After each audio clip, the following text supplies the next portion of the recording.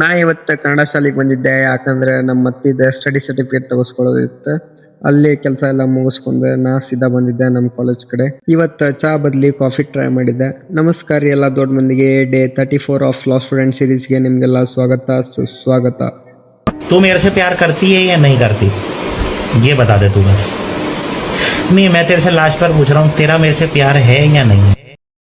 ಊಟಕ್ಕೆ ಇವತ್ತು ರೊಟ್ಟಿ, ಕಾಳಪಲ್ಯ, ಅದ್ರ ಜೊತೆ ಸೈಡ್ಸಿಗೆ ಮೆಂತೆ ಮತ್ತು ಕ್ಯಾರೆಟ್ ಇಟ್ಟಿದ್ರು ನಮ್ಮ ಅವ್ವರು. ಕಾಲೇಜಿಗೆ ಚಂದ ಕಲಿಯಾತೇವೋ ಇಲ್ಲೋ ಗೊತ್ತಿಲ್ಲ, ಊಟ ಮಾತ್ರ ಪದ್ಧತಿ ಸರಿ ಮಾಡತ್ತೀವಿ.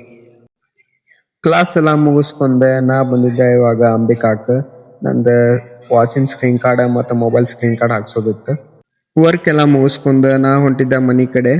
ಇವತ್ತು ನಮ್ಮ ತಂಗಿ ಸೋಯಾಬೀನ್ ಪಲ್ಯ ಮಾಡಿದ್ಲು ಚಪಾತಿ ಜೊತೆ. ಮಸ್ತ್ ಬ್ಯಾಟಿಂಗ್ ಮಾಡಿ ಈ ವ್ಲಾಗ್ ಇಲ್ಲಿಗೆ ಎಂಡ್ ಮಾಡ್ತೀನಿ. ವಿಡಿಯೋ ಇಷ್ಟ ಆದರೆ ಲೈಕ್ ಮಾಡಿರಿ, ಶೇರ್ ಮಾಡಿರಿ, ಸಪೋರ್ಟ್ ಮಾಡಿರಿ. ಮತ್ತೆ ಸಿಗೋಣಂತ ಮುಂದಿನ ವ್ಲಾಗ್ದಾಗ.